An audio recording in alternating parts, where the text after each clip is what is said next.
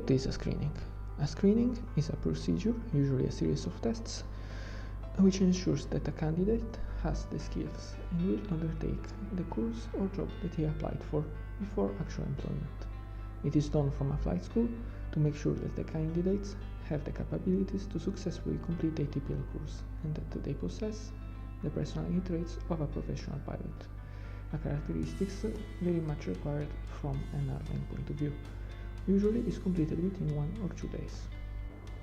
It consists of the following parts: a personality questionnaire, which will ask you questions about yourself, a physics and mathematics test, English test, a pilot aptitude test, a group test and a group exercise, and a one-to-one interview. Now we're going to look at each one of these one by one. Starting from the personality questionnaire, its intent is to understand the candidate's personality and his traits. They ask general questions about yourself and how will you act in certain situations. There are no correct answers in this questionnaire. Different people will prioritize different aspects and have different point of views. Therefore, always answer what you believe is right, never lie in this test. These are some of the characteristics that they're going to evaluate through this test, such as your personal stability, your stress tolerance, your impulse control and your resilience, your ambitions, your perseverance and your accuracy when performing some tasks, your leadership skills, your dominance, assertiveness and your persuasiveness, your service and your executive orientations, your empathy and your helpfulness, not only towards other crew members but to other people in general, your team orientation, your decision-making process, what steps do you take before taking a decision, and your communication and sociability. All of these characteristics are important for a pilot, and that is why they are evaluating them. Here are some common questions that they may ask you.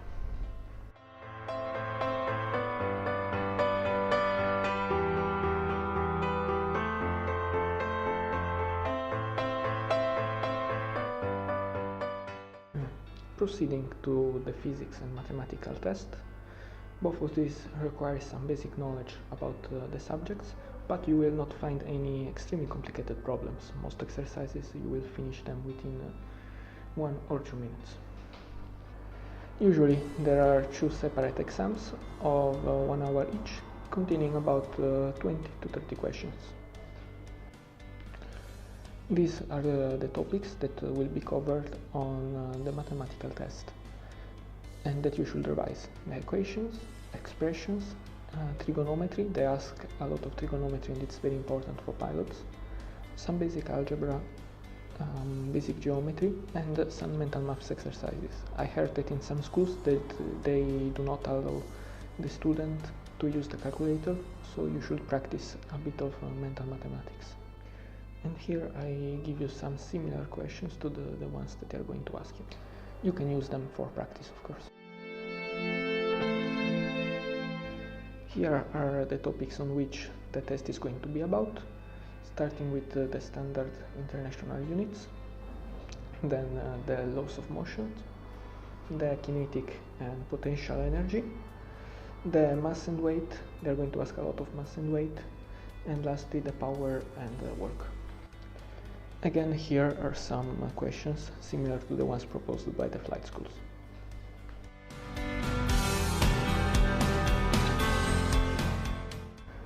For the preparation for these tests, I used these 2 apps, iPhysics and iMathematics Pro. They contain all of the topics that are covered in the tests with very useful explanation and exercises. I recommend them. Moving to the English test, this is a test done to check whether you have the required listening and understanding skills of the English language, an essential skill for a professional pilot.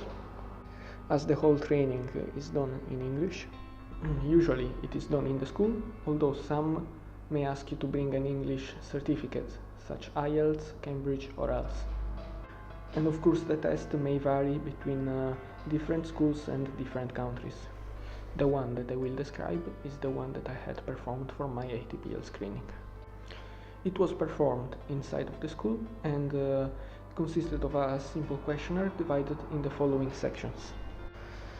Listening. I was listening to air traffic control radio registrations and I had to read back, or in some cases write back, what was said or choose the most appropriate answers between the ones that were given. Following on the grammar section, there were exercises where I had to choose the proper way to write a specific sentence.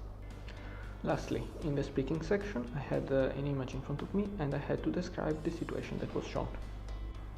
At the end of the test, I was given a reference mark of my English level between 1 and 6, where the minimum required was 4, and it should represent your current aviation English level.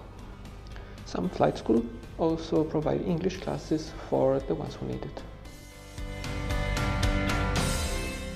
The next part of the screening is the pilot aptitude test. This is a test very different from the ones that a candidate is used to. It tests his skills and his attitude towards something he had never tried before. Nonetheless, his ability to learn and understand it throughout. This test may vary between different schools, however the basic principles is pretty much the same. You will have a joystick and a keyboard and you are required to perform some tasks with them, often multiple at the same time. For example, fly an airplane through a defined route using the joystick, while solving a technical issue using the keyboard. This test checks your spatial orientation and your multitasking skills. The only way to prepare it is to practice.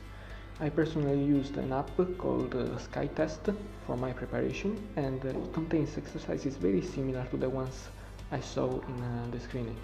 Even though it's a little bit expensive, roughly 100 euros, it gives quite a lot of material to work on.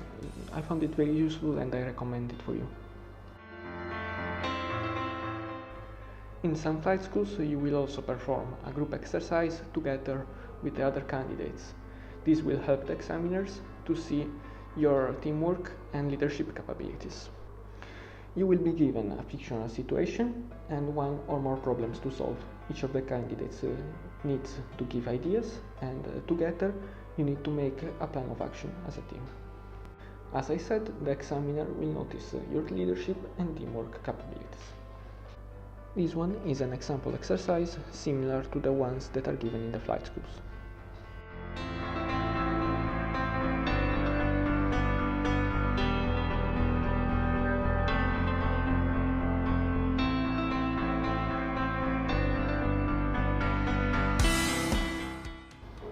The final part of the screening is a one-to-one interview, complementary to the personality questionnaire and the group exercise.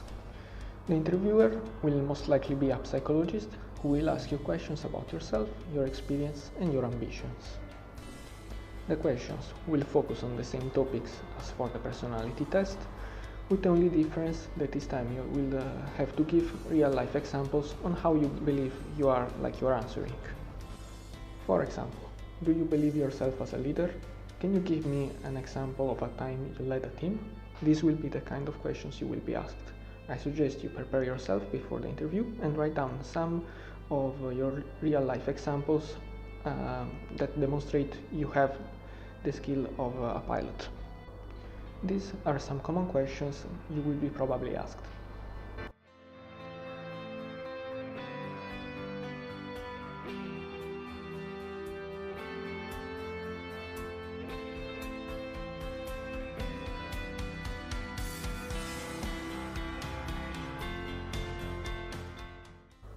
After the interview, they will either ask you to wait for a little bit or to go home and rest.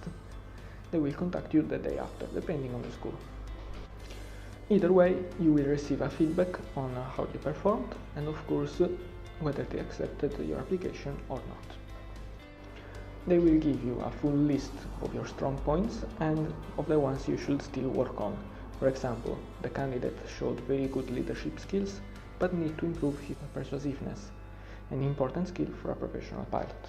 Following this, they will give you all the instructions on what to do next when you will start the course and some advices. My advice is that you should show them your confidence, your excitement, and your ambitions about flying throughout the whole screening. If they see that you really want to take this course, they are more likely to accept your application.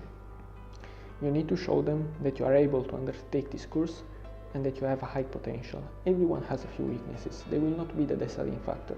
As far as you're willing to improve and to work on them, you need to show them that you will work on these few weaknesses you have, and that you really want and are ready to become a pilot. Thank you very much for watching this video. I hope you liked it, and subscribe for more.